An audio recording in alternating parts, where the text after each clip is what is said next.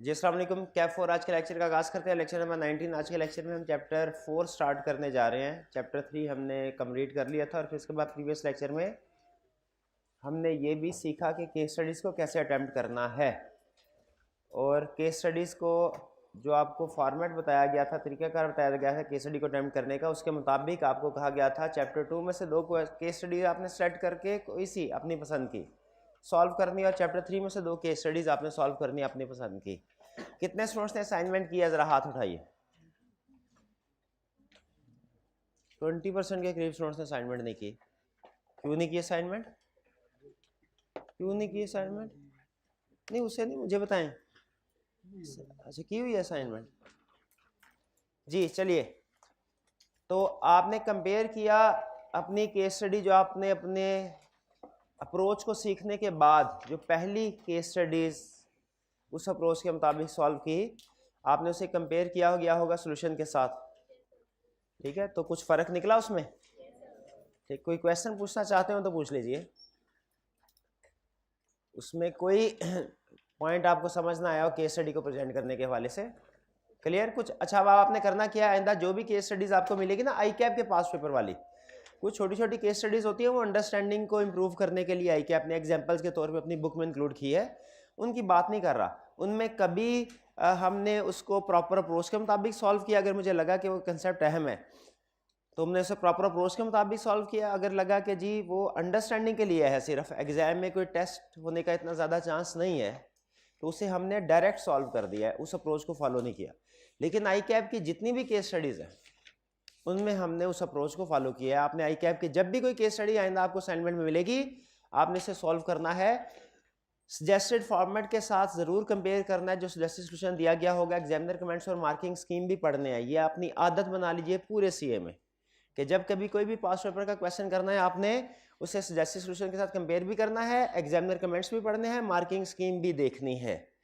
बहुत सी चीज़ें आपको एग्जाम पॉइंट ऑफ व्यू से पता चलेंगी, और अक्सर आपको ये फील होगा कि जो गलती आपने की है एग्जामिनर कमेंट्स में वही हाईलाइट कर रहा है। तो इससे आपको अपनी गलतियों को सुधारने का मौका मिल जाएगा टाइमली बेसिस पे। जी कुछ में जो प्रोविजन होती है वो सिर्फ एक लाइन नहीं होती, उसके साथ कंडीशन भी होती है, तो वो सारी कंडीशन लिख के ये प्रोविजन मुकम्मल करनी है। देखें, उनका क्वेश्चन ये है सर, कुछ लीगल प्रोविजंस ऐसी होती हैं जिनमें कुछ कंडीशंस भी लिखी गई हैं, तो क्या कंडीशंस हमें सिर्फ हमें पूरी कंडीशंस रेलिवेंट लीगल प्रोविजन में लिखनी चाहिए, या कि सिर्फ हमें रूल लिख देना चाहिए, कंडीशंस नहीं? देखिए, ये डिपेंड करता है कि कंडीशंस आपके आंसर में होनी लाजमी चाहिए, ये ज़हन में रखिएगा। ठीक है, बेहतर ये है कि आप रेलिवेंट लीगल प्रोविजन में वो कंडीशंस लिख दें अगर टाइम हो, रेलिवेंट लीगल प्रोविजन में भी लिख दें, और फिर नीचे जो आप decision and basis of decision दे रहे होंगे उनमें आपने मैच कर देना है कि देखें जी, जो ऊपर मैंने 4 कंडीशंस बताई थी ना आपको कि नेचुरल लॉ मैन्युफैक्चर में 4 कंडीशन पूरी होनी चाहिए, इसमें से कंडीशन नंबर 1 एंड 2 इस केस में मीट हो रही हैं।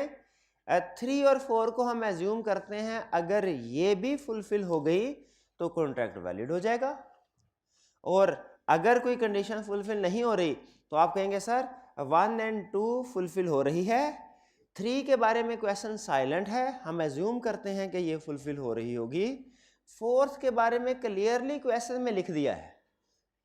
ठीक है, तो इसीलिए चूंकि ये 4th वाली कंडीशन पूरी नहीं हो रही, ये एसेंशियल मिसिंग हो गया, अब ये कंसेप्ट अप्लाई नहीं होगा, ये वैलिड कॉन्ट्रैक्ट नहीं है। आपके पास ऑप्शन, चाहे तो ऊपर प्रोविजन लिख के कंडीशन लिख दे और नीचे कंडीशन नंबर 1 2 करके सॉल्व करें, समझ रहे हैं? और दूसरी ऑप्शन क्या है, ऊपर सिर्फ मेन कंसेप्ट लिख दे कि agreement without consideration is valid on account of natural law and manufacture if certain conditions are met.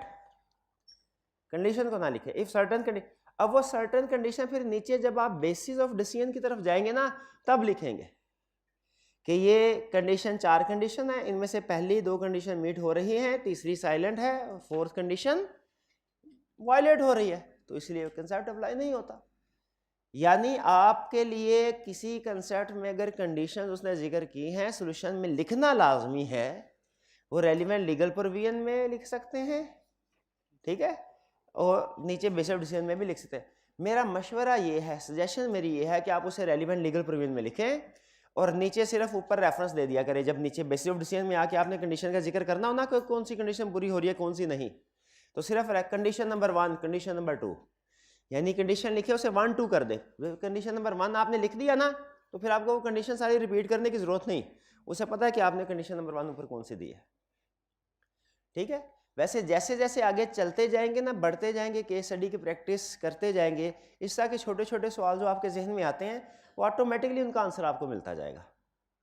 ठीक है। तो बेसिक जो रिक्वायरमेंट थी आपको जिस पॉइंट पे लेके आना था, कल हमने उस पॉइंट को अचीव कर लिया है।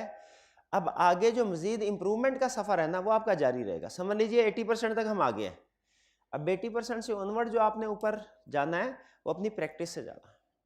ठीक है। इसमें कोई क्वेश्चन अगर आपका जैसे जैसे असाइनमेंट डिस्कस करते जाएंगे कोई क्वेश्चन होगा ज़रूर पूछते जाइएगा। जी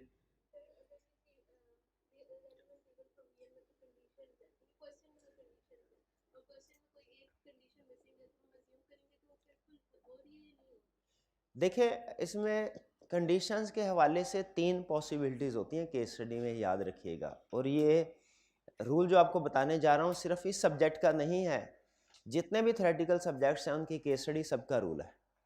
जब किसी कंसेप्ट की कंडीशंस होती है ना, तो जब आपको केस देता है, केस स्टडी बनाता है, उसके ऊपर 3 पॉसिबिलिटीज़ होती हैं। जैसे फ़र्ज़ कीजिए किसी कंसेप्ट के 5 कंडीशंस हैं, कुछ कंडीशंस क्वेश्चन में क्लियरली बताएगा मीट हो रही है।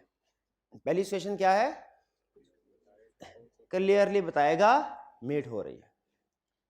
दूसरी से कुछ कंडीशंस के बारे में क्लियरली बताएगा कि मीट नहीं हो रही। ठीक है। पहली में टिक बता रहा है कंडीशन पूरी हो रही है। जैसे फर्ज कीजिए ये हमारे किसी कंसेप्ट में 1 2 3 4 5 है। रूल यह है कि अगर ये पांचों कंडीशन पूरी हुई ना तो फिर ये कंसेप्ट अप्लाई होगा, वरना नहीं होगा। ये हमने रूल अपनी बुक में पढ़ा। एग्जाम में पेपर देने के लिए गए, सामने केस स्टडी आई। केस स्टडी में इनमें से कुछ के बारे में बताएगा कि वो पूरी हो रही हैं। जैसे इनके बारे में बताएगा कि ये पूरी हो रही हैं केस स्टडी में। दूसरी पॉसिबिलिटी कुछ के बारे में बताएगा कि वो पूरी नहीं हो रही, वो पूरी नहीं हो रही। कुछ के बारे में बताएगा, कुछ साइलेंट रहेगा, क्वेश्चन मार्क। ना ये बताएगा पूरी हो रही है, ना ये बताएगा कि पूरी नहीं हो रही। हमारा रूल क्या होता है? अगर कुछ कंडीशन लॉ ने कहा है पूरी करो, फिर कंसेप्ट अप्लाई होगा। अगर उनमें से एक कंडीशन भी पूरी नहीं हो रही, यानी वायलेट हो रही है, नेगेटिव क्रॉस हो रही है, क्वेश्चन के अंदर एक कंडीशन भी क्रॉस हो रही है, वायलेट हो, साइलेंट की बात नहीं कर रहा, साइलेंट 50-50 होता है, समझ लीजिए। एक भी कंडीशन वायलेट हो रही है तो हम कहेंगे ये कंसेप्ट अप्लाई नहीं होगा। जैसे इस सिचुएशन में बताइए कंसेप्ट अप्लाई होगा कि नहीं? रीजन में क्या लिखेंगे? कंसेप्ट क्यों नहीं अप्लाई हो रहा? आप लिखेंगे condition number 3 is being violated, this condition is not being met. बाकी की मेट हो गई, इसका जिक्र करने की जरूरत नहीं उसने क्वेश्चन में भेज, क्योंकि आप डिसीजन हो गया ना। क्लियर? अच्छा, अब अगर वो कहता है चारों कंडीशन पूरी हो रही है, एक के बारे, अगर कुछ कंडीशन पूरी हो रही हो और एक वायलेट हो रही हो, हम कंसेप्ट अप्लाई करवाएंगे कि नहीं? नहीं करवाएंगे। 4 गुड है, 1 क्रॉस है, कंसेप्ट अप्लाई कराएंगे? नहीं करवाएंगे। अच्छा, 4 गुड है, एक के बारे में क्वेश्चन साइलेंट है, अब क्या करना है? एज्यूम करेंगे कि ये पूरा हो रहा है, यानी हम एज्यूम करते हैं कि no news is good news. अगर किसी कंडीशन के बारे में उसने कुछ भी न्यूज हमें नहीं दी तो इसका मतलब क्या हुआ? वो ठीक है। यानी उसका किसी कंडीशन के बारे में साइलेंट होना किसी और तरफ जाएगा, और किसी कंडीशंस के बारे में ये कहना कि वायलेट हो रही है, ये आपको किसी और तरफ लेके जाएगा, दोनों में फर्क रखना है, दोनों में फर्क रखना है। तो इन शॉर्ट क्वेश्चन में अगर किसी चीज के बारे में साइलेंट है, आपने अज्यूम करना है कि वो पूरी हो रही है। किसी कंडीशन के बारे में अगर साइलेंट है पूरे, क्योंकि आगे चल के कुछ केस स्टडीज आएंगी, 10 एसेंशियल्स होते हैं। अभी तो आपने एसेंशियल्स ऑफ ऑफर पढ़े, एक्सेप्टेंस पढ़े ना, तो आपने देखा केस स्टडी में वो बाज़ औक़ात एक या दो चीज़ों को डिस्कस करता है, बाकी 7-8 एसेंशियल को डिस्कस ही नहीं करता। तो हमने जब कभी भी डिस्कशन किया केस स्टडी की, वो उन्हीं 1-2 इश्यूज के ऊपर किया जो केस स्टडी में उसने मेंशन किए हैं। जिनके बारे में वो साइलेंट होता है केस स्टडी में, उसमें के बारे में कभी जिक्र नहीं किया। आपने ये चीज़ नोट की, हालांकि वो एसेंशियल्स में होता है, आगे भी इस तरह के केस आएंगे। तो जिस चीज़ का केस स्टडी में जिक्र नहीं है, असूल बना लीजिए, उसे क्या अज्यूम करना है, वो फुलफिल्ड है, फुलफिल्ड है। ठीक, यहाँ पे वैसे एक और दूसरा पॉइंट ऑफ व्यू भी है, लेकिन वो मैं आपको कंफ्यूज नहीं करना चाहता, रिकमेंडेड यही है। ठीक है, दूसरा पॉइंट ऑफ व्यू है कि जिस चीज़ के बारे में उसने जिक्र नहीं किया ना, उसको आप इफ करके आंसर करें। If these conditions other conditions are fulfilled, contract valid. If other condition are not fulfilled, contract. लेकिन ये ज्यादा बेहतर नहीं है। ज्यादा बेहतर क्या है, जिस चीज के बारे में क्वेश्चन साइलेंट है, अज्यूम क्या करना है, फुलफिल हो रही। जिस कंडीशन के बारे में क्वेश्चन साइलेंट है, फुलफिल हो रही है। और कोई क्वेश्चन जी? हाईबी क्लास में से कोई क्वेश्चन हो तो पूछ लीजिए। हाईबी क्लास में से कोई क्वेश्चन हो, पूछा, आवाज ही सुना दीजिए मुझे, यही कह दे कोई क्वेश्चन है, पता तो चले आवाज जा रही है और इधर भी है जी। सही है जी, बिल्कुल ठीक है। चलिए अब चलते हैं हम आज के चैप्टर की तरफ। चैप्टर है हमारा, टाइटल क्या है इसका, free consent and void agreement. Title से हमें पता चला इस चैप्टर के 2 हिस्से होंगे। एक हिस्सा होगा फ्री कंसेंट का, और एक उसने कोई लिस्ट दी होगी वॉइड एग्रीमेंट्स की, कि ये वाले एग्रीमेंट्स वॉइड हैं। इनको हम कहते हैं एक्सप्रेसली डिक्लेयर्ड वॉइड। ऐसे एग्रीमेंट्स जो लॉ ने क्लियरली हमें लिख के दे दिया, ये एग्रीमेंट तो हमेशा ही वॉइड होगा, चाहे कोई 20 साल क्यों ना करे एग्रीमेंट, चाहे वो साउंड माइंड का क्यों ना हो, चाहे वो डिस्क्वालिफाइड पर्सन के अलावा क्यों ना हो, कुछ लिस्ट दे दी। तो इस चैप्टर के कितने हिस्से हैं, 2 हिस्से हैं। देखिए जरा, वो निकालिए पहला पेज, उसमें देखिए उसने 2 पार्ट्स किए हुए हैं। पार्ट 1 कौन सा है, और पार्ट 2 कौन सा है, वॉइड एग्रीमेंट्स। तो हमने इसमें 2 कंसेप्ट। फ्री कंसेंट के बारे में हमने इससे पहले कुछ पढ़ा हुआ है कि जब आप एग्रीमेंट करें तो फ्री कंसेंट होना जरूरी है। ठीक है, ये हमने पहले सिर्फ इतना बेसिक कंसेप्ट पढ़ा हुआ है कि एग्रीमेंट या कॉन्ट्रैक्ट करने के लिए फ्री कंसेंट होना जरूरी है। अब फ्री कंसेंट कब होती है और कब नहीं होती, ये हमने नहीं पढ़ा हुआ, डिटेल में एग्जाम्पल के साथ नहीं पढ़ा। मैंने आपको सिर्फ बेसिक कंसेंट बताया हुआ है कि फ्री कंसेंट होना जरूरी है। अगर फ्री कंसेंट नहीं है तो कॉन्ट्रैक्ट फिर उसको हम वैलिड नहीं कहते। फ्री कंसेंट होना लेकिन आज क्या सीखने जा रहे हैं इस सेक्शन में, फ्री कंसेंट कब होगी कब नहीं। लेकिन कहता है फ्री कंसेंट, आपको बात मैं बताऊंगा, पहले कंसेंट का मतलब तो समझ लीजिए। कंसेंट में और फ्री कंसेंट में फर्क है। ठीक है, कंसेंट का मतलब क्या होता है, रजामंदी देना, किसी काम पे एग्री होना, असेंट देना, कंसेंट देना, रजामंदी, एग्री होना। कंसेंट किसे कहते हैं, जब 2 लोग, when 2 persons agree on same thing in same sense, when 2 person agree on same thing in same sense, इसे कहते हैं कंसेंट। जैसे फर्ज कीजिए आप किसी शॉप पे जाते हैं, उसे कहते हैं सर मुझे ये एसी चाहिए, उन्होंने कहा, शॉप के बंदे कहा बिल्कुल लीजिए, प्राइस इसकी 1 लाख है, आपने कहा नहीं 80,000। क्या इसमें कंसेंट है, कंसेंट नहीं है, क्योंकि दोनों पार्टीज अभी एग्री नहीं हुई। हाँ, अगर 90,000 पे दोनों पार्टी एग्री हो जाए तो फिर क्या कहा जाएगा? कंसेंट है। अच्छा, जरा सिचुएशन को मजीद कम्प्लेक्स करते हैं। दोनों पार्टीज एग्री हो गई 90,000 पे, ठीक है। फिर आपने कहा जी एसी निकलवाएं। जब एसी वो लेके आया वो ओरिएंट का एसी था। आपने कहा भाईजान मैं तो ग्रीक एसी की डील कर रहा था। उसने कहा सर मैं तो ओरिएंट के एसी की डील कर रहा था ना, ग्रीक का 90,000 में थोड़े मिलेगा, वो तो 120 में मिलेगा। क्या अब आप इसको कंसेंट कहेंगे?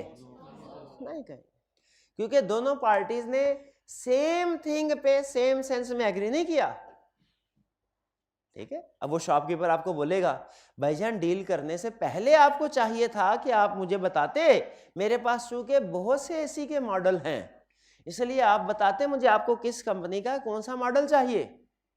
अगर तो मेरे पास एक ही तरह का एसी होता ना और आप आके सीधा ऑर्डर लगाते कि एसी चाहिए, तो फिर मैं कंफ्यूज ना होता, फिर ना मैं कंफ्यूज होता ना आप कंफ्यूज होते, दोनों को पता होता कि ग्रीक एसी की बात हो रही है। अब मेरे पास चूंकि मैं डील करता हूं बहुत से टाइप्स ऑफ एसी में, तो अगर आप आके सिर्फ मुझे एसी कहेंगे तो कंफ्यूजन हो सकती है। आप किसी और कंपनी की बात कर रहे हो, मैं किसी और कंपनी का समझ रहा हूं। तो क्या ये फ्री कंसेंट की एग्जांपल है? ला कहता है नहीं। हाँ, अगर दोनों ही ग्री पे एग्री कर जाए, ठीक है, दोनों के ही जहन में हो, फर्ज कीजिए वो पर्सन डील ही ग्री के एसी में करता था, अब 90,000 पे डील डन हो गई, तो अब क्या किया जाएगा? अब फ्री कंसेंट है, सॉरी अब कंसेंट है। अब इसमें अगर उसके डिफरेंट मॉडल 1 टन का लादा है 1.5 टन का, वो फिर वही कंसेप्ट।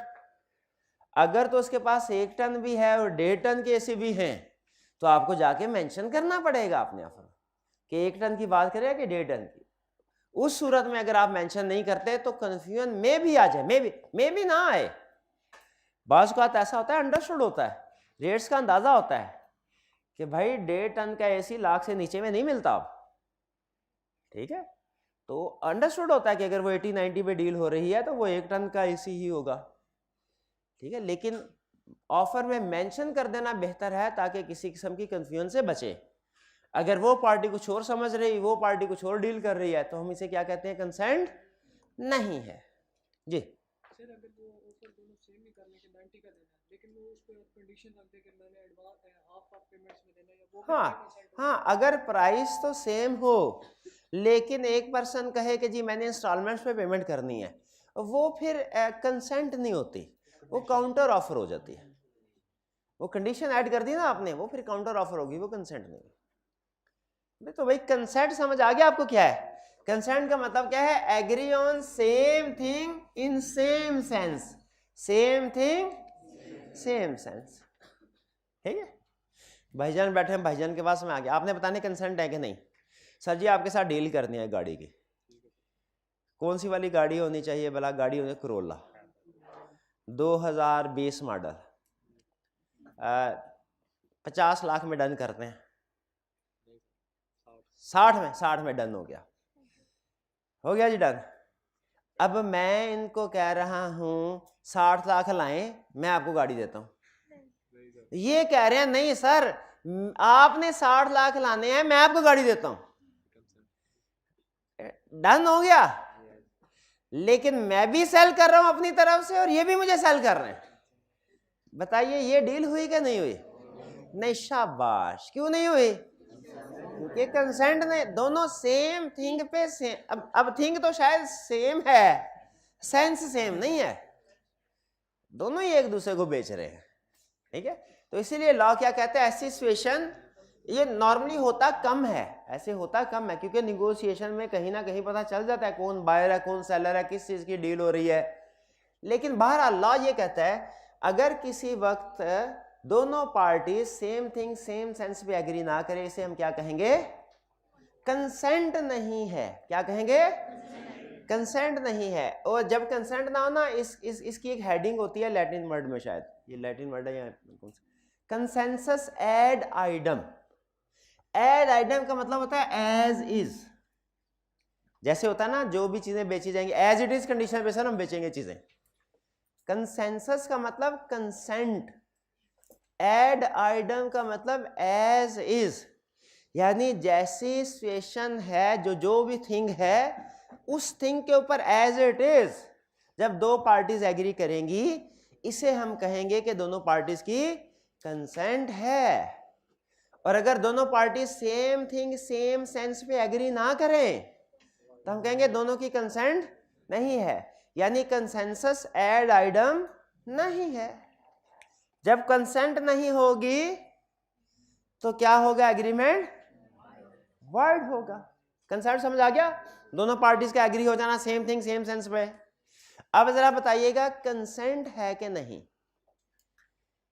ए भाई, अगर आपने अपनी बाइक मुझे 5,000 में ना बेची तो आपके पीछे मैं कुछ गुंडे लगा दूंगा जो आपको अगवा करके ले जाएंगे और फिर 3 महीने अपने पास रख के छोड़ेंगे आपको।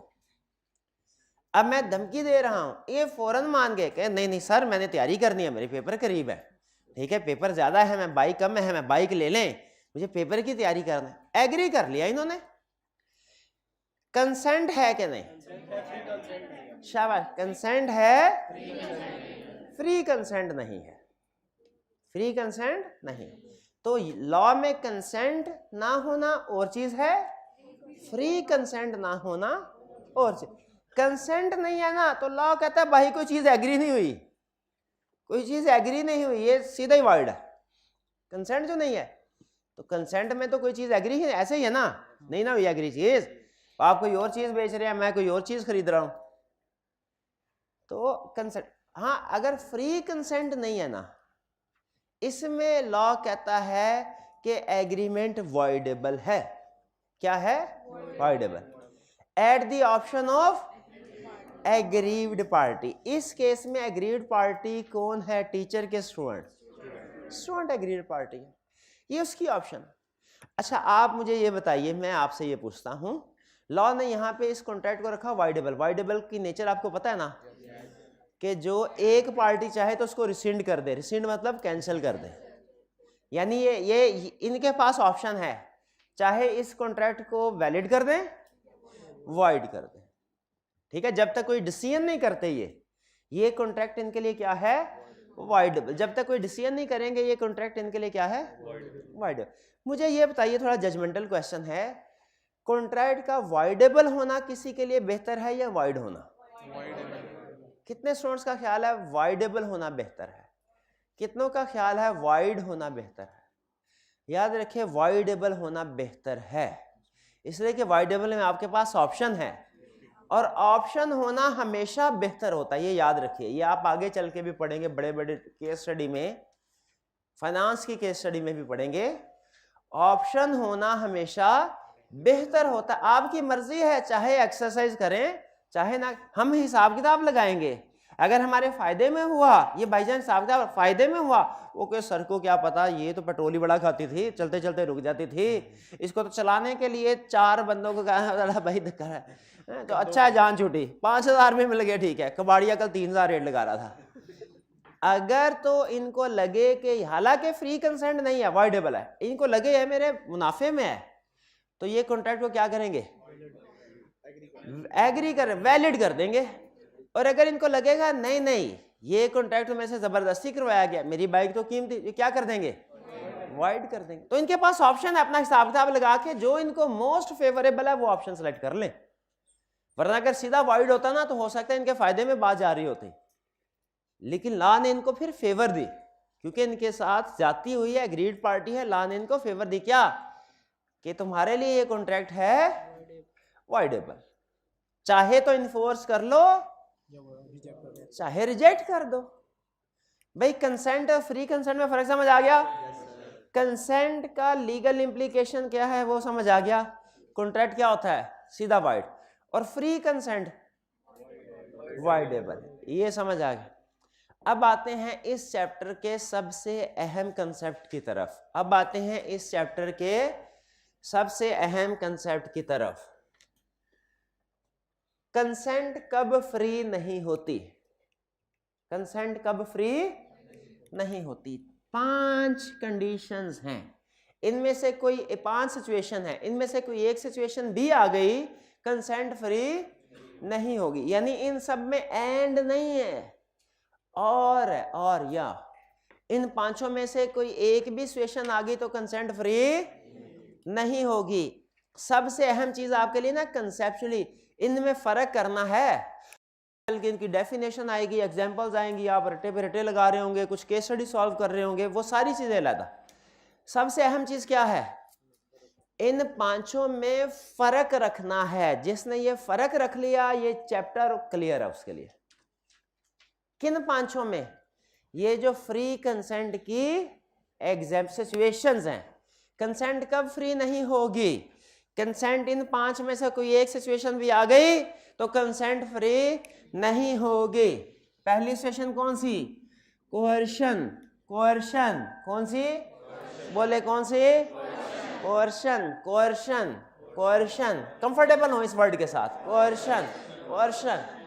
Undue influence, undue influence, undue influence, undue misrepresentation, misrepresentation, misrepresentation, fraud, fraud, fraud, mistake, mistake, mistake. अच्छा अब सुने,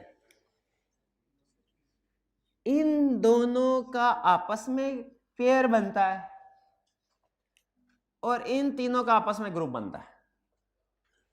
इनका आपस में क्या पेयर बनता है ये सुन लें। फर्ज कीजिए गन है, गन है। हाँ भाईजान, बाइक अपनी बेचते हो कि नहीं 5,000 में?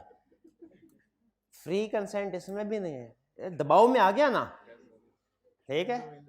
हाँ ये है कोerशन।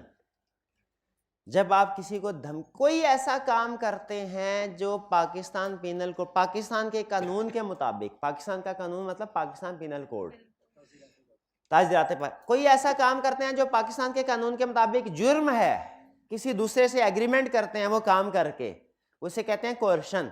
किसी को कत्ल की धमकी दे के एग्रीमेंट करना, कोerशन। किसी को अगवा करना फिर एग्रीमेंट करना, किसी के बच्चे को अगवा करके कहना एग्रीमेंट करो, दुकान हमारे नाम पे करो, फिर बच्चे को रिलीज करते हैं, कोerशन। इवन अगवा नहीं किया, अगवा करने की धमकी दी, कोerशन। ये क्या है? कोerशन। अब सुनिएगा दूसरा केस। भाई देख तेरा उस्ताद हूं, उस्ताद बाप की जगह पे होता है, ठीक है, और उसका एहतराम करना आप पे वाजिब है, एहतराम करना चाहिए। अब तू भाई की छोटी सी बात नहीं मानेगा यार, है? वो जो बाइक है तेरी क्या है, उस्ताद मेरे से ज्यादा प्यारी है बाइक तुझे, तो ऐसे ना दिल दुखाएगा भाई का, तो दे देना 5,000 की, देख लिया, एग्री कर लिया। अब बताइए क्या आप लीगली सोचिए, क्या इनकी कंसेंट फ्री है? मैंने इनको प्रेशराइज अभी भी किया, अभी भी दबाव में लेके आया हूं, लेकिन अब मैंने फिजिकल प्रेशराइज नहीं किया, इमोशनली प्रेशराइज किया है, इमोशनल ब्लैकमेलिंग की है। इसको लॉ नाम देता है अनड्यू इन्फ्लुएंस। क्या नाम देता है? Undue influence. Coercion physical pressure, undue influence mental pressure. ये क्या है? अनड्यू इन्फ्लुएंस, ठीक है। अच्छा इस लर्निंग ऑब्जेक्टिव 1 की एग्जाम्पल 2 है, इसको काट दीजिए बुक के अंदर। उसमें एक मुश्किल, शमशान घाट में कोई अर्थी जला रहे थे, वो केस स्टडी है, ये इंडियन बुक से उठाई हुई है, वो इसलिए इस तरह के। ये लर्निंग ऑब्जेक्टिव 1 की सेकंड वाली केस स्टडी है, इसको क्रॉस कर दीजिए। असल में ये MCQs में रिपीट हो रही है, इसलिए यहाँ से उड़ा दिया। आप देखेंगे MCQs में भी सेम केस स्टडी रिपीट हो रही होगी, ठीक है।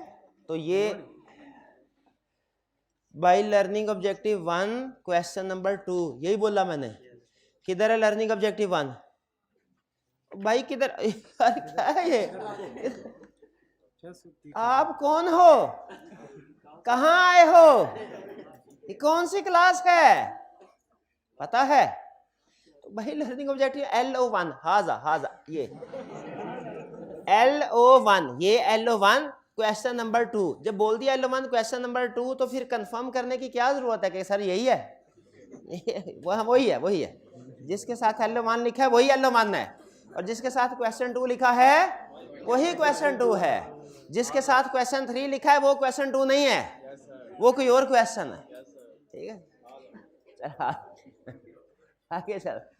फ्री कैंसर भाई फ्री, अच्छा दो समझ आ गए। अब थोड़ी सी एग्जांपल थोड़ी सी ट्रिकी होने जाने वाले नेक्स्ट, इसको जरा गौर से सुनिएगा। मैं एक सेलर हूं एक चीज का, सेलर हूं या बायर हूं, ये इसी एग्जांपल को लेके आगे कंटिन्यू करते हैं। बायर हूं, अब अनड्यू इन्फ्लुएंस नहीं हो रहा, फेयर ट्रेड हो रही है। मैं कहा भाईजान मुझे पता चला आप अपनी गाड़ी बाइक बेच रहे हैं। उन्होंने कहा जी सर बेच रहे हैं, लेकिन ट्रांजैक्शन जो है ना वो फेयर ग्राउंड्स में होगी। आप ये ना समझिएगा कि आप उस्ताद हैं, ठीक है क्लास में हम आपकी इज्जत भी करते हैं, लेकिन ये रोजी रोटी का मामला है। ठीक है, तो ट्रांजैक्शन फेयर। मैंने कहा ये तो बिल्कुल अच्छी बात है, बिल्कुल अच्छी बात है नोबल। अब इसमें याद रखें आपने जो एक वो टीचर स्टूडेंट रिलेशनशिप है उसको साइड पे कर देना है, एज्यूम करना है दोनों प्राइवेट पार्टीज हैं। मैं भी फर्ज कीजिए स्टूडेंट हूं, मैं भी स्टूडेंट हूं, भी लॉ पढ़ रहा हूं, ये भी स्टूडेंट है हम। अब इनके पास मैं गया, पहली ऑप्शन मैंने इनसे पूछा भाईजान आपकी मोटरसाइकिल 1 लीटर में कितना चलती है। अब इनको पता है कि ये 1 लीटर में 30 किलोमीटर चलती है, और ये मुझे कह रहे हैं सर ये 1 लीटर में 70 किलोमीटर चलती है। 1 लीटर में 70 किलो, हालांकि चलती कितने है 30 किलो, और इनको पता है। ये सिचुएशन जहन में आ गई। दूसरी सिचुएशन मैंने पूछा भाईजान 1 लीटर में कितने किलोमीटर चलती है, 1 लीटर में कितने किलोमीटर चलती है। अब इनको नहीं पता, इन्होंने रिसेंटली कोई रिपेयर करवाई है, उसकी ओवरऑलिंग करवाई है, और उसके बाद क्या सिचुएशन है इनको नहीं पता।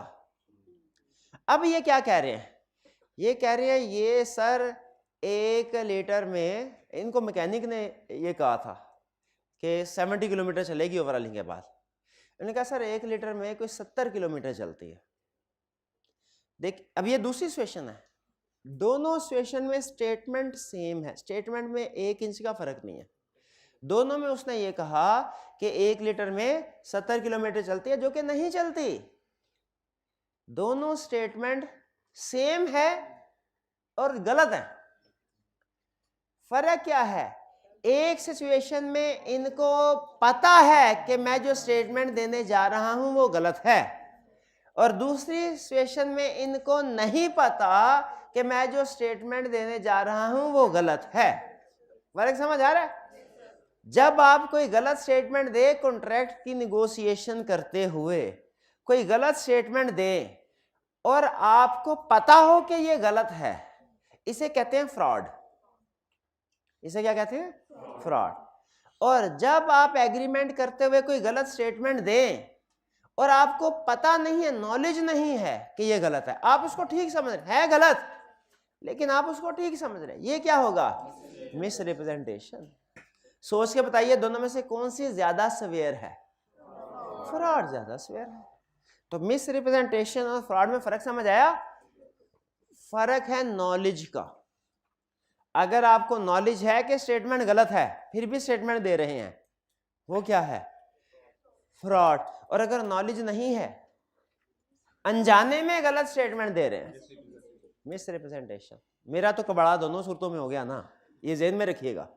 मेरा तो दोनों सूरत मुझे नुकसान तो हो गया ना। इससे फ्रॉड ज्यादा सवेयर है, लेकिन बायर एग्रीड पार्टी दोनों सूरतों में बनेगा। ये पॉइंट पिक कर रहे हैं। बायर सेलर अगर कोई गलत स्टेटमेंट देता है, चाहे अनजाने में चाहे जानबूझ के, बायर को दोनों सूरतों में वो एग्रीड पार्टी है। मिस रिप्रेजेंटेशन फ्रॉड का फर्क समझ आ गया। अब आगे चलते हैं। अब ये सिचुएशन आपने मुझे बताना है कि ये मिस रिप्रेजेंट, ये बहुत ट्रिकी सिचुएशन है बहुत, और जिसने ये समझ लिया ना उसने लॉ का समझ लीजिए एक ट्रिकी कंसेप्ट समझ लिया। अब जरा गौर कीजिएगा, क्या ये मिस रिप्रेजेंटेशन है कि फ्रॉड है या कुछ और है, और आपने इस कंसेप्ट को फिर ज़हन में बिठा के रखना है। मैं कहा भाईजान आप बाइक बेच रहे हैं, बिल्कुल बाइक मैंने कहा दिखाओ तो सही। उन्होंने बाइक दिखाई, मैंने बाइक का भाईजान फ्री राइड थोड़ी सी चेक कर लूँ या कैसी किसी को मार के कैसे? मैंने कहा सर बिल्कुल चेक करें, चीज़ आपके सामने है। मैंने चेक किया, राइड लेके आया, वापस आया राउंड लगा के। मैं कहा बाइक तो बहुत अच्छी है, आपने लगता है बड़ी अच्छी मेंटेन की हुई है। मेरा ख्याल तो ये है ये बाइक 1 लीटर में ना कम से कम 70 किलोमीटर तो निकालती होगी। मैंने क्या कहा? बायर ने, सेलर ने नहीं। मैंने क्या सोचा? ये तो कम से कम 1 लीटर में 70 किलोमीटर निकालती होगी। इनको पता है कि 30 किलोमीटर निकालती है, 70 नहीं निकालती। इनको पता है, ये बोले नहीं। बोले नहीं है, बोले नहीं। शाबाश, बेहतरीन बेहतरीन। स्टेटमेंट ही इन्होंने कोई नहीं दी। मिस रिप्रेजेंटेशन या फ्रॉड का सवाल तो तब पैदा होगा जब सेलर कोई गलत स्टेटमेंट देगा। लॉ कहता है इसमें सेलर ने कोई गलत स्टेटमेंट ही नहीं दी, ये तो आपकी अपनी मिसअंडरस्टैंडिंग थी, ये तो आपकी अपनी मिस्टेक थी। आपने वो एक मुहावरा सुना होगा, मुश्तरी होशियार बाश, नहीं सुना? उर्दू गई बस, उर्दू हमारे जमाने तक थी उर्दू, अब गए। अच्छा ये तो सुना होगा, let the buyer be aware. इसका मतलब क्या है? बायर चीज खरीदने से पहले अवेयर रहे। अब आपको वो पॉइंट बताने जा रहा हूं जो जहां पे इस्लामी कानून और मुल्की कानून मुतसादम है। मुतसादम, उर्दू गई, उर्दू गई, कन्फ्लिक्ट में है, कन्फ्लिक्ट में है, अपोज करते हैं, अपोज करते हैं, अपोज करते हैं। इस्लामी कानून क्या कहता है कि आप अगर कोई चीज, जहां तक मेरी अंडरस्टैंडिंग, मैं मुफ्ती नहीं हूं, जहां तक मेरी अंडरस्टैंडिंग है, बहरहाल जो भी मैं इस्लाम के बारे में बात कहूँ ना, वो किसी मुफ्ती साहिबान से कंफर्म कर लिया करें, क्योंकि कुछ चीज़ें हमारी अंडरस्टैंडिंग होती हैं, कुछ मैंने कहीं से पढ़ी होंगी, पता नहीं जहाँ से पढ़ी है वो रिलायबल सोर्स है कि नहीं, तो जिम्मेदारी मेरी कोई नहीं इन मामलात में। हाँ, लॉ जो जिसमें पढ़ा लिखा है, जिसमें कुछ सीखा है काम, उसमें अगर कोई गलती होती है मैं जिम्मेदार हूँ। तो जहाँ तक मेरी अंडरस्टैंडिंग है, इस्लामी कानून ये है कि सेलर जब कोई चीज़ बेचे और उसमें फॉल्ट हो, वो बायर को कम्युनिकेट करे, बायर को कम्युनिकेट करे। हमारे मुल्क का कानून क्या कहता है कि सेलर जब कोई चीज बेचे उसमें फॉल्ट है, डिफेक्ट है, सेलर की जिम्मेदारी नहीं है, बायर की जिम्मेदारी है वो फॉल्ट ढूंढना। बायर के सामने चीज पड़ी है, वो इसको इंस्पेक्ट कर ले, चेक कर ले, राइड ले ले। Let the buyer be aware, buyer को अवेयर होना है, सेलर की जिम्मेदारी नहीं है बताना डिफेक्ट। ये कानूनी नुक्ता समझ लें। और हमने पेपर में फैसला किसके मुताबिक करना है? इस्लामी कानून के मुताबिक के मुल्की कानून? मुल्की कानून के मुताबिक। तो अब मैं ये कह रहा हूं बाइक बहुत अच्छी है, 1 लीटर में 70 किलोमीटर निकालती होगी, इनको पता है 30 किलोमीटर निकालती है, लेकिन नहीं बताया, साइलेंट रहे। क्या ये मिस रिप्रेजेंटेशन है? क्या ये फ्रॉड है? भाई स्टेटमेंट कोई दी नहीं। मिस रिप्रेजेंटेशन या फ्रॉड का ताल्लुक तो तब कुछ सवाल तब राइज होगा जब ये सेलर स्टेटमेंट देगा। स्टेटमेंट इन्होंने कोई दी ही नहीं, मैं खुद से उसको गलत समझ रहा हूं, तो ये क्या है? ये मिस्टेक है, मिसअंडरस्टैंडिंग। मिसअंडरस्टैंडिंग को ला मिस्टेक कहता है, मिस्टेक है। कबाड़िए की दुकान पे वो एक तलवार पड़ी हुई है, ठीक है, जो बाज़ का नाच गाने में इस्तेमाल होती हैं, तलवारें नाच गाने में भी इस्तेमाल होती है ना, आजकल उधर ही होती हैं, तो उसमें इस्तेमाल पड़ी हुई है। मैं गया, मैंने जाकर मैंने कहा ओ सुल्तान सलाहुद्दीन अयूबी की तलवार तुम्हारे पास कहां से आई? कितने पैसे डील करते हो? भाई 10 लाख से ऊपर नहीं दूंगा।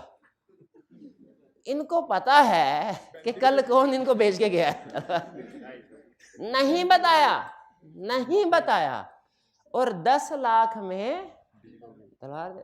बताइए क्या इसमें कोई मिस रिप्रेजेंटेशन है? क्या इसमें फ्रॉड है? ये क्या है? मिस्टेक है। फर्क समझ आ गया? मिस रिप्रेजेंटेशन और फ्रॉड स्टेटमेंट दी जाती है, दूसरी पार्टी की तरफ से, जब उस पार्टी की तरफ से जानबूझ के दी फ्रॉड, अनजाने में दी मिस रिप्रेजेंटेशन, इसने स्टेटमेंट नहीं दी, ये पार्टी खुद ही समझ रहा है कोई चीज गलत, अपने ज़हन में गलत तस्वर लेके आ गया है, तो वो क्या है? मिस्टेक। अब बताइए 500 अल्फाज को दोबारा पढ़ते हैं और मुझे बताइए इनको पढ़ के इनका ट्रू मीनिंग आपके जहन में छप रहा है। अगर कंसेप्ट छप गया ना, आगे पढ़ाने में मुझे कोई इंशाल्लाह कोई प्रॉब्लम नहीं होगी। कंसेंट कब फ्री नहीं होगी?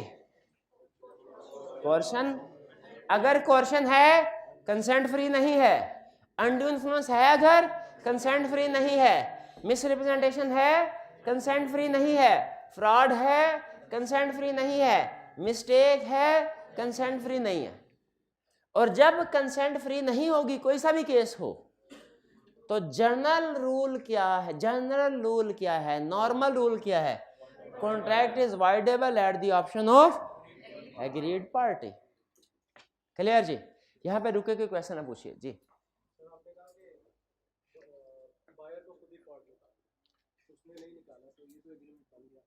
हाँ एग्रीमेंट, हाँ अब इसके आगे मैंने देखें हर एक को हमने फर्दर डिटेल में पढ़ना है।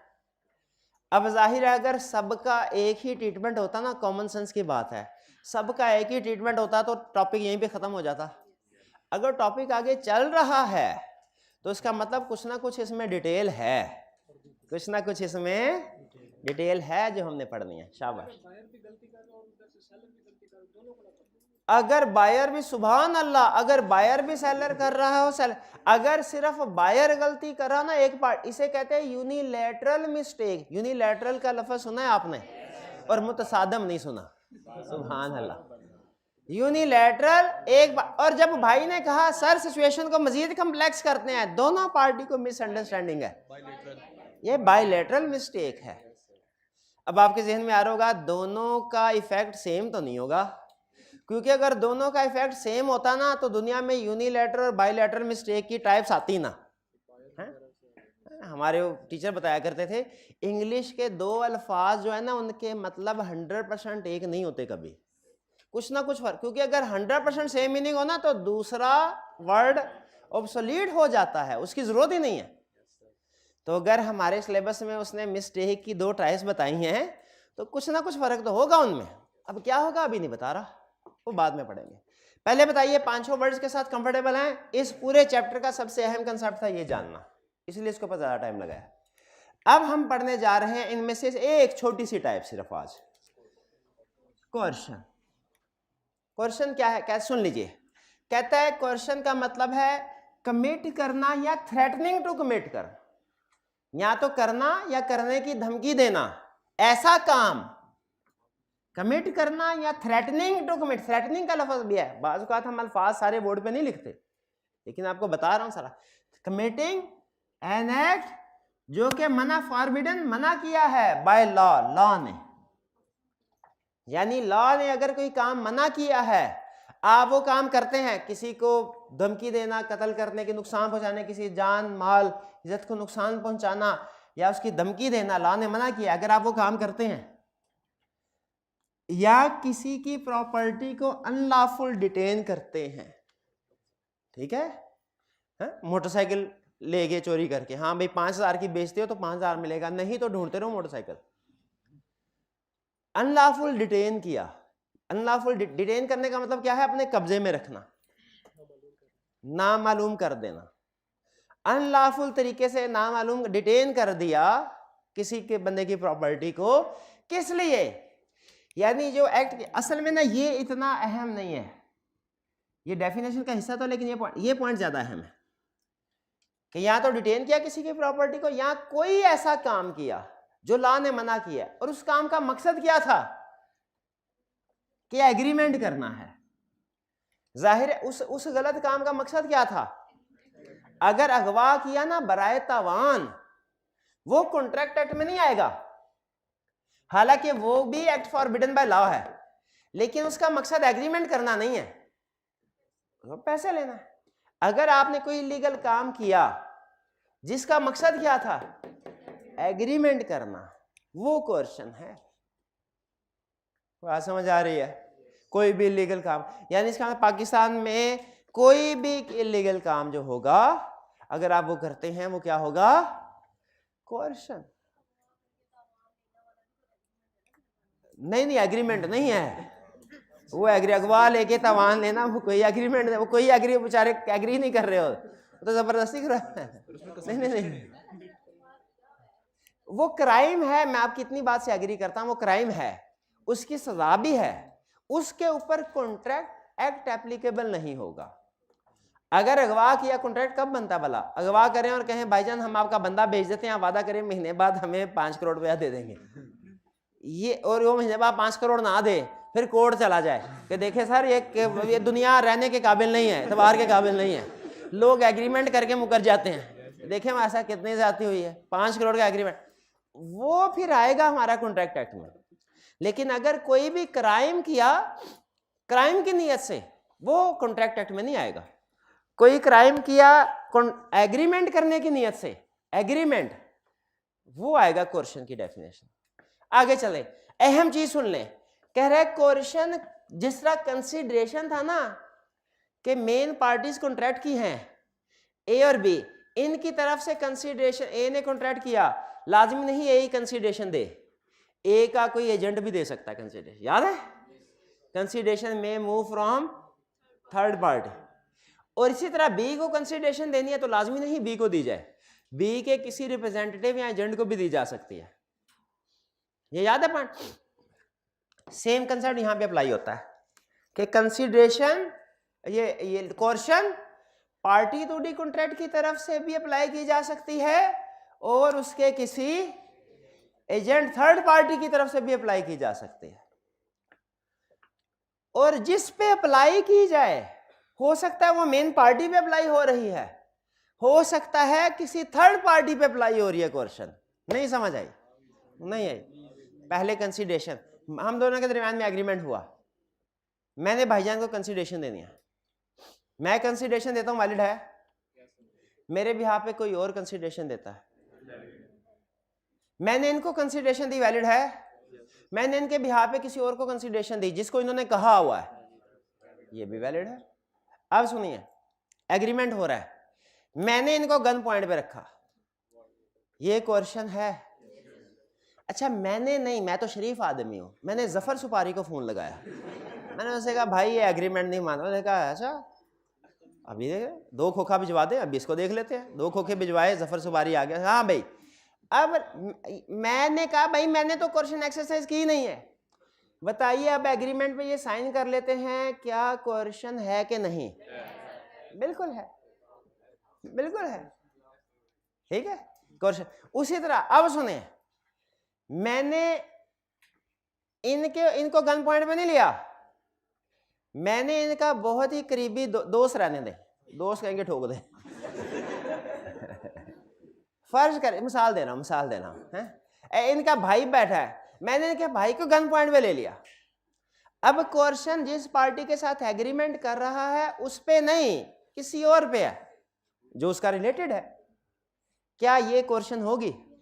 नहीं तो मैं कहूंगा सर देखें वो जफर सुपारी, ये उसका भाई, हम दोनों पार्टीज कॉन्ट्रैक्ट करिए ना, मैंने डायरेक्टली इसके ऊपर क्वेश्चन एक्सरसाइज की है ना ही इसके ऊपर हुई है, तो इसमें तो क्वेश्चन है ही नहीं। तो बताइए कोर्ट मेरा आर्गुमेंट मानेंगे? नहीं, वो कहेंगे क्वेश्चन डायरेक्ट पार्टी भी एक दूसरे पे अप्लाई कर सकती हैं और इनके बिहाफ पे थर्ड पार्टीज के थ्रू भी क्वेश्चन अप्लाई हो, जिस तरह थर्ड पार्टी के थ्रू कंसीडरेशन दी जा सकती है उसी तरह थर्ड पार्टी के थ्रू क्वेश्चन भी अप्लाई हो सकती है। इफेक्ट क्या होगा? सिंपल, पढ़ा तो हुआ वॉइडेबल है। अगर किसी कॉन्ट्रैक्ट में क्वेश्चन होगी उसका इफेक्ट क्या होगा? Voidable eight the option of. Voidable का मतलब क्या होता है? चाहे इन्फोर्स करवाएं चाहे रिसेंड करवाएं, चाहे इन्फोर्स करवाएं रिसेंड, RESCIND, रिसेंड का मतलब पता है क्या होता है? कैंसिल करवाना, कैंसिल, रिसीजन भी कह सकते हैं इसको। चाहे इन्फोर्स करवाए चाहे रिसेंड, इन्फोर्स करवाते हैं तो फिर रेगुलर जैसे कॉन्ट्रैक्ट चलता है वैसे चलेगा। अगर रिसेंड करते हैं, सुने जरा, इनके साथ एग्रीमेंट हुआ क्वेश्चन के जरिए से, गन पॉइंट पे लेके, मैंने इनको 5000 दिया, इन्होंने मुझे बाइक दी, बाद में फौरन जब ये पार्टी अपनी अपनी पोजीशन वो घर चली गई, उधर ये सिक्योर हो गया ना, इन्होंने कोर्ट में मेरे खिलाफ केस कर दिया। कोर्ट ने ऑर्डर दिया भाईजान कॉन्ट्रैक्ट खत्म। उन्होंने कहा लाएं सर बाइक लेके गए थे ना, उस वक्त आपकी चली थी, अब कानून की ताकत मेरे साथ है, अब ये बाइक वापस करें। ये बाइक कॉन्ट्रैक्ट खत्म हो गया, वाइडेबल है, इन्होंने रिसेंड कर दिया। क्या मैं इनसे पहले पूछूंगा भाई ये आपने कॉन्ट्रैक्ट रिसेंड कर दिया, फैसला कर लिया है कि नहीं कर लिया? बोलो मैंने कॉन्ट्रैक्ट रिसेंड कर दिया। मैंने कॉन्ट्रैक्ट रिसेंड कर हो गया, कॉन्ट्रैक्ट रिसेंड हो गया जी। मैंने कहा अच्छा ठीक है, ये लो बाइक अपनी। ये बाइक ले गए, मैंने उधर तो देखा डंडा पड़ा, पीछे से इनको डंडा मारा। मैंने इनको डंडा क्यों मारा बताइए? शाबाश भाई, जब कॉन्ट्रैक्ट रिसेंड होता है ना तो असूल है पूरे का पूरा रिसेंड होता है, पूरे का। हाँ जी, बेनिफिट सारे रीस्टोर होंगे। क्या होंगे? बेनिफिट्स रीस्टोर होने का मतलब क्या है? पार्टीज ने जो भी लिया दिया है वापस करेंगे। बेनिफिट्स रीस्टोर होने का मतलब क्या है?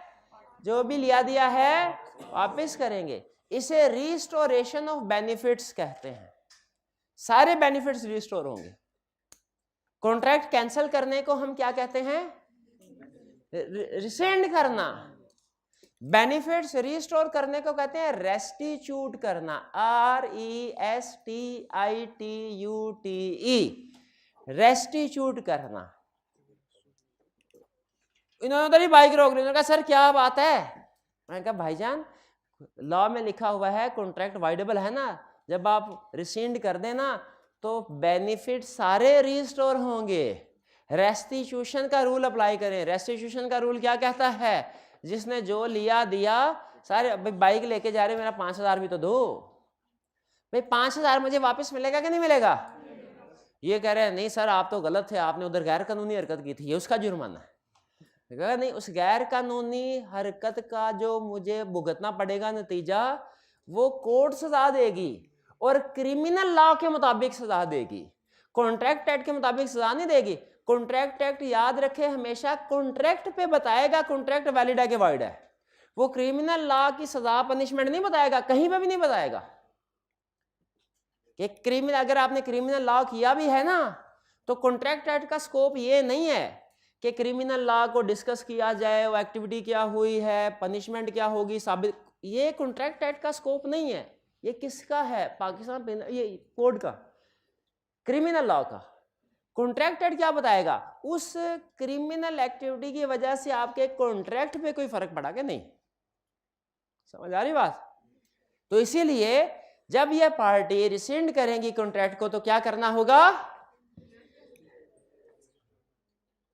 अच्छा, अगर दो पार्टीज के दरमियान में कॉन्ट्रैक्ट हो गया, जज के सामने जब केस आता है, क्या जज मौका वारदात पे मौजूद होता है?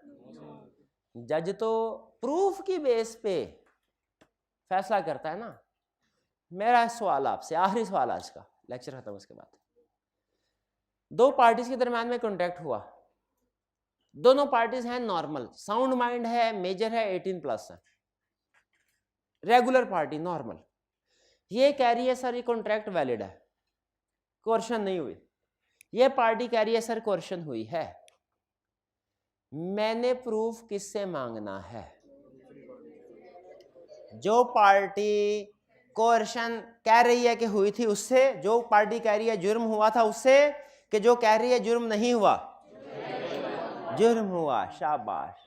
तो जो पार्टी एलिगेशन लगा रही है, शाबाश। जो पार्टी रिसेंड कर रही है कॉन्ट्रैक्ट को, जो पार्टी रिसेंड कर रही है कॉन्ट्रैक्ट को, वो पार्टी कोर्ट में साबित करेगी क्या? कि कोर्शन एक्सरसाइज हुई थी। समझ आ गई बात की? फिर इसके बाद कहता है ये आखिरी में कहता है कोर्शन इन दोनों भाईजान को चांद पे भेजा। सन 5832 की बात है, तब तक ही पाकिस्तान चांद पे पहुंच पाएगा। उससे पहले ये दोनों भाईजान चांद पे गए। उधर इन भाईजान ने इनका ऑक्सीजन मास्क चोरी कर लिया। कहने लगे ऑक्सीजन मास्क तब तुम्हें वापस मिलेगा जब तुम अपना घर जो है वो मुझे बेचोगे 50,000 में। साइन करो चांद पे, चांद पे। मैंने साइन कर लिया। अब वापस जमीन पे आके इन भाईजान ने केस कर दिया कि सर इन्होंने अनड्यू इन्फ्लुएंस कोर्शन के जरिए से एग्रीमेंट किया, इस कॉन्ट्रैक्ट को वाइड करार दिया जाए। ये भाईजान कह रहे हैं सर ये तो अदालत के दायरा इख्तियार से बाहर है, चांद तो अदालत के, पाकिस्तान की अदालत के दायरा इख्तियार से बाहर है, उधर जो भी वकूआ हुआ हो आप उसका केस नहीं सुन सकते। लॉ कहता है ये एग्रीमेंट, ये आर्गुमेंट एक्सेप्टेबल नहीं है। कोर्शन चाहे दुनिया के किसी भी कोने में एक्सरसाइज की गई हो, अगर उसका केस आपने पाकिस्तान की अदालत में फाइल कर दिया पार्टी ने पाकिस्तान के, तो उसके ऊपर पाकिस्तान का कानून अप्लाई हो जाएगा। असल में एक मुल्क का कानून दूसरे मुल्क के कानून से फ़र्क होता है। थोड़ा रियल केस बना दूं, ये एक शिप था, यूके का शिप था, पाकिस्तान आ रहा था कराची पोर्ट पे। तो जब वो यूके की हदूद को, समुद्री हदूद जो भी लगती होंगी, समंदर में था, तो उस वक्त जो जहाज का मालिक था उसने क्रू मेंबर से अनड्यू इन्फ्लुएंस के जरिए से कोई एग्रीमेंट कर लिया, कोर्शन के जरिए से कोई एग्रीमेंट कर लिया था। बात का ऐसा होता ना, इधर से कश्ती में बिठा के ले गए सारे, आपको अमेरिका लेके जाए, पाकिस्तान का हालात ठीक नहीं है, उधर जाके कश्ती उड़ा दी।